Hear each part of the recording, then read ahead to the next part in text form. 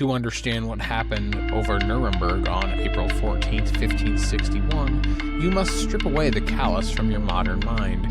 You are accustomed to looking up.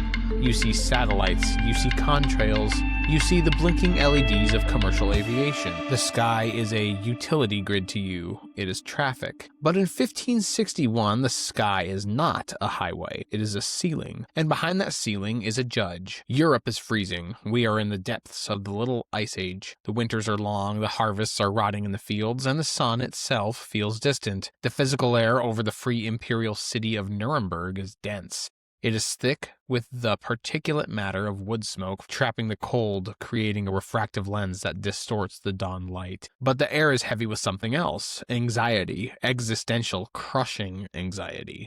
The Protestant Reformation has not just changed the church services, it has fractured the bedrock of reality. For 1,000 years, the Catholic Church provided a monopoly on truth. Now that monopoly is broken. Neighbors are enemies. The certainty of salvation has been replaced by the terror of predestination. Martin Luther has told him that the Pope is the Antichrist. The Catholics have told him that the Reformers are heretics, leading them to hell. Every man and woman in Nuremberg wakes up wondering if they are among the elect or the damned. And then there is the external threat, the Ottoman Empire. The Turks are at the gates of Europe. To the people of Nuremberg, this is not just a geopolitical conflict, it is the Gog and the Magog of biblical prophecy. They are waiting for the apocalypse. They are reading the book of Revelation not as an allegory, but as tomorrow's weather forecast. This is the culture of the wonder sign. A two-headed calf born in a barn is not a genetic mutation, it is a message from God about the corruption of the clergy. A comet is not an orbital body, it is a sword hung over the city. So when the citizens of Nuremberg step out of their timber-framed houses on the morning of April 14th, 1560, between 4 and 5 a.m., they are not looking for weather, they are looking for a verdict. They are primed, their neurochemistry is flooded with cortisol. Their pattern recognition software is dialed to maximum sensitivity. They are waiting for the sky to speak. And on this morning, the sky screams. We begin our autopsy here, not with the aliens, not with the angels, but with the witness, Hans Glaser. Glaser is not a peasant. He is a professional observer, a letter painter, a broadsheet publisher. In an era before the 24-hour news cycle, he is the anchor. He produces the media that defines the reality for the city. When he looks up, he does not just see shapes, he sees a narrative. He rushes to his workshop. He grabs his tools. He begins to carve the woodcut that will become the only enduring record of a war that should not have existed. Look at the data he provides. We are not dealing with vague lights. We are dealing with a specific engineering. He describes the sun rising, but the sun is not alone. He writes, "At first, there appeared in the middle of the sun 2 blood-red semicircular arcs, just like the moon in its last quarter." Pause. Analyze the optics. Blood-red arcs, not white, not yellow, but red. This implies filtration. This implies a specific angle of refraction. This is our first clue that the atmosphere is acting as a prism, but then the geometry shifts. And then the sun, above and below and on both sides, the color was blood. There stood a round ball of partly dull, partly black ferrous color. Ferrous, iron. This is a critical adjective. In modern UAP encounters, witnesses struggle with vocabulary. They say chrome, brushed aluminum, obsidian, light. Glaser uses the vocabulary of a blacksmith. He sees iron in the sky. He sees weight. These are not ethereal spirits. They are heavy physical objects. Some are blood red, some are bluish, some are black. And they are organized. About 3 in a line and 4 in a square, also some alone. This is formation flying. This is a tactical arrangement. But the true anomaly, the detail that separates Nuremberg from a simple atmospheric trick, is the delivery system. Glaser describes tubes. 2 big rods, one on the right, the other to the left. He describes small and big rods amongst the spheres. And within these rods, 3, also 4 and more globes. The text is explicit. The globes fly out of the rods. This is a mechanical deployment. The tubes are carriers. They are motherships. They are hives. And then the kinetic phase begins. These all started to fight among themselves. The globes from the sky fly out to the rods. The globes from the rods fly into the sun. They dart back and forth. They fight vehemently for over an hour. Consider the duration. An hour. 60 minutes. Most meteors last seconds. Most atmospheric illusions are static. drifting slowly with the sun. A battle that lasts an hour is an ordeal. It is long enough for a man to wake his wife, long enough for them to wake the neighbors, long enough for a crowd to gather in the market square, shivering in the cold, watching the heavens tear themselves apart. It is long enough for the initial shock to wear off, and for the creeping dread of reality to set in. And finally, the termination event.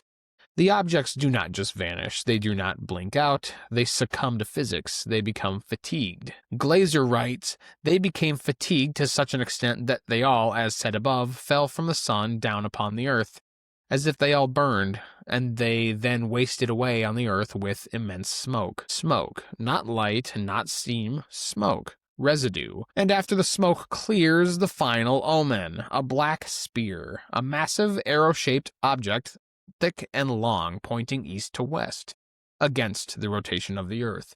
A silent sentinel watching the aftermath. So this is the primary data set. It is detailed. It is corroborated by the fact that it was published and accepted by a population that was familiar with the sky. Now we must subject this data to the rigor of modern analysis. We must try to break it. The skeptic's drawer is locked, but we have the key. We open it and we find the most probable rational explanation. Meteorology, specifically the science of ice halos. We are talking about ice. Hexagonal ice crystals. When the atmosphere is cold enough, as it was in the Little Ice Age, cirrus clouds form composed of these hexagonal plates. As they drift down through the atmosphere, they align horizontally, acting as billions of tiny prisms. The two blood-red semicircular arcs, the 22-degree halo, the periarcs, the upper tangent arc. These are well-documented phenomena. They appear as curves of light, often reddish on the side facing the sun due to the separation of the spectrum. The round balls standing on the sides are sundogs, bright spots of light that flank the sun at 22 degrees. They can be blindingly bright, they can appear red. The crosses, intersection of the circle, a white band wrapping around the sky, with vertical light pillars, flections from the faces of the crystals. And the tubes. This is harder to hit, but meteorologists point to the vertical pillars themselves, or perhaps the Lowitz arcs, a rare diagonal arc that connects the sundogs to the halo. If the air is turbulent, these pillars can appear to fragment, looking like rods. It fits about 80% of the visual data. We can look to the historical record for confirmation. In 61, Danzig, 100 years after Nuremberg, the astronomer Johann Hevelius witnesses a sevenfold sun miracle. He records it, he draws it. It looks remarkably similar to the Nuremberg structures, arcs, crosses, multiple suns. We look to Stockholm in 1535. Sundogs depicted as omens of doom for King Gustav Vasa. The imagery is consistent. The interpretation of doom is also consistent. And we look to modern science. 2000 analyzed the Shiner's halo, a rare 28-degree halo. They concluded it requires cubic ice, a crystallographic anomaly. This proves that rare atmospheric conditions can create geometries that most people never see in a lifetime. Want to sleep soundly tonight? You stop here. You say, it was a complex halo display. The people of Nuremberg were superstitious. They saw lines in the sky, and their brains, primed by the fear of war and the Turks, filled in the gaps. The fighting was the shimmering of the atmosphere caused by turbulence. The rods were pillars. The crash was the sun rising high enough that the ice crystals melted and the angle changed, causing the halos to disappear into the morning mist. The smoke was just morning fog. It is a comforting theory. It is safe. It respects the laws of physics as we know them. But we do not deal in comfort. We deal in the totality of the evidence, and there is 20% of Glaser's account that refuses to be dismissed as ice. Sundogs do not fight. They are static. They drift with the wind. They do not engage in vehement combat for an hour, moving in and out of the sun with independent trajectories. Sundogs do not crash. Optical illusions do not fall to the earth. Refracted light does not produce immense smoke on the ground. And refracted light does not manifest as a black ferrous spear that lingers after the light show has ended. Glaser was a letter painter, but he was also a citizen of a city that lived by fire and smoke. He knew the difference between a light in the sky and a fire on the ground. He describes a physical interaction with the terrain, wasted away on the earth. This phrase, wasted away, is the thread we must pull. It suggests a material that exists for a moment, then vanishes. A solid that becomes a vapor. Sublimation. To understand this, we must leave the 16th century. We must jump forward 400 years to the skies of post-war Europe. Wasted away. Keep that phrase in your mind. Now overlay it with the term angel hair. The year is 1952. The place is France. A sleepy town. It is October 17th. Jean Prigent, the high school superintendent, is with his family. He looks up. He sees a cottony cloud of strange shape, but above it, a narrow cylinder. Prigent describes it as inclined at a 45-degree angle. Does that sound like a tube? Moving slowly, a plume of white smoke escaping from its upper end, and from the cylinder objects emerge, 30 smaller objects. Prigent grabs his opera glasses. He magnifies the image. They are red spheres, each surrounded by a yellow ring. They move in pairs. They follow a broken path. Rapid, short zigzags. When two saucers drew away from one another, a whitish streak, like an electric arc, was produced between them. The parallels to Nuremberg are screaming at us. The cylinder, the tube, the spheres, the globes, the red coloration, the swarm behavior, the fighting, or erratic zigzag movement. But the most damning parallel is what happens next. It begins to rain, but not water. A white, fibrous substance falls from the sky. It covers the trees. It covers the telephone wires. It drapes over the roofs of Oleron like a cobweb in the attic. The witnesses reach out to touch it. It is gelatinous and sticky, and then it vanishes. It sublimates. It turns from a solid into a gas, leaving nothing behind but a memory. Prigent says when rolled into a ball, it turned gelatinous and vanished. This is not an isolated incident. Fast forward 2 years, October 27th, 1954, in Florence, Italy, the Stadio Artemio Franchi. This is a mass witness event, just like Nuremberg. At 2:20 p.m., the crowd goes silent. The players stop. The ball rolls to a halt. Everybody is looking up. Egg-shaped objects, cigars traveling at high speed, then stopping abruptly. Ardico Magnini, the legend of Italian soccer, later says, "It was something that looked like an egg that was moving slowly, slowly, slowly. Everyone was looking up, and also there was some glitter coming down from the sky. Silver glitter. The glitter, the angel hair. It falls on the stadium, it falls on the city. But this time, science is ready. A student manages to gather a sample before it disintegrates. He rushes it to the Institute of Chemical Analysis at the University of Florence. Professor Giovanni Caneri fires up the spectroscope. He analyzes the residue of the impossible. The results? Boron, silicon, calcium, magnesium. It is a borosilicate glass material, macromolecular silicon, but it is unstable. The molecular bonds are temporary. It is designed to degrade. So now return to Nuremberg in 1561. Wasted away on the earth with immense smoke, is it possible that Glaser witnessed the same phenomenon? That the smoke was the sublimation of the silica-based exhaust? That the crash was the deposition of this material, interpreted by a medieval mind as the aftermath of a fire? The correlation is not proof, but the pattern is undeniable. Cylinder, spheres, erratic movement, physical residue that deletes itself. We are looking at a technology or a biological process that sheds mass.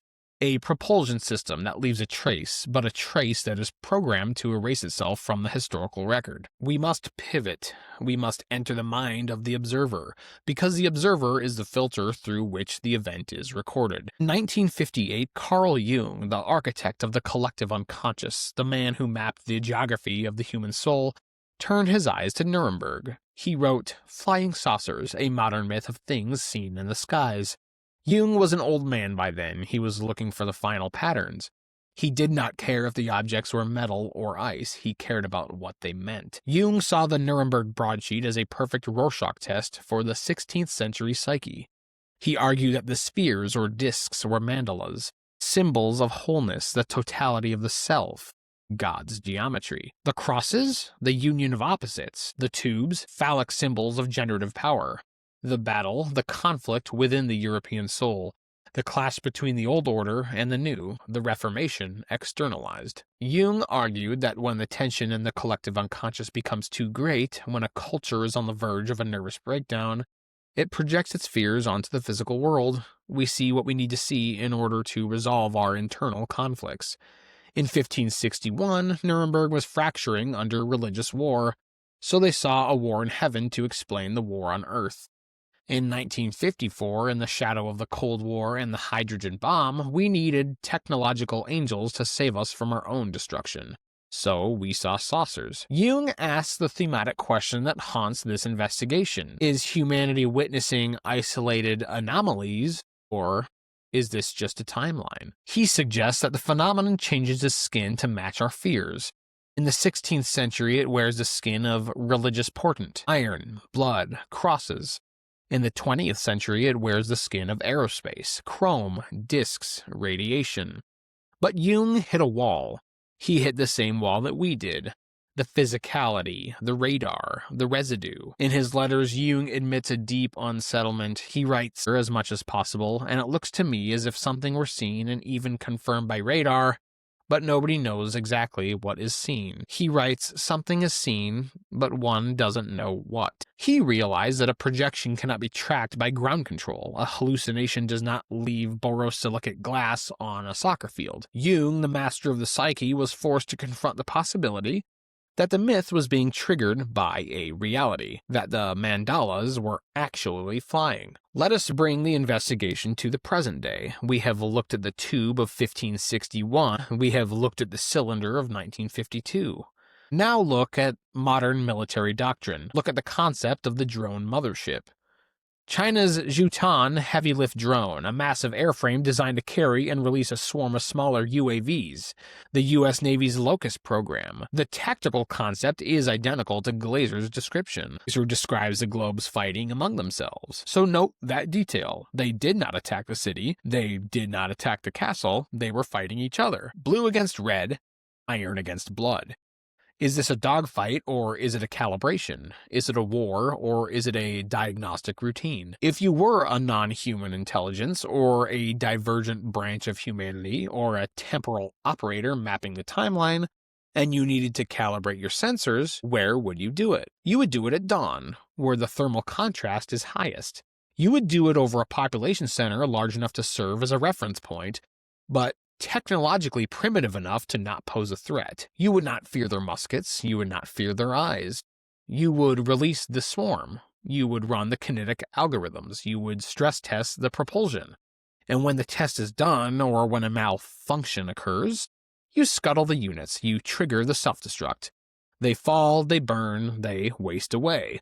They turn into smoke and silica dust, leaving no biological or technological footprint for the primitives to find. And the Black Spear, the recovery vehicle, the observer class, the arrow that points east to west against the rotation of the Earth, the supervisor. This recontextualizes the angst of Nuremberg. They thought they were seeing God's wrath. In reality, they might have been seeing a software update. They were the ants watching the boots of giants. So we have dissected the body. We have weighed the organs. We have the atmospheric theory, a rare, complex convergence of ice creating a Shiner's halo and Lowitz arcs, misinterpreted by a terrified populace as a war. It explains the geometry. It fails the behavior. It fails the smoke. We have the psychological theory, a mass projection of anxiety, a collective hallucination of the Reformation Wars. It fails the radar confirmation of later centuries. We have the technological theory, an aerial skirmish between non-human technologies utilizing carrier craft and drone swarms, ending in a crash and sublimation of material. It explains the behavior. It defies our understanding of linear history. But there is one final possibility, one that synthesizes all three. Look at the timeline again. 1561, 1566, 1942, 1952, 1954, 2004. The shapes change slightly, but the core logic remains.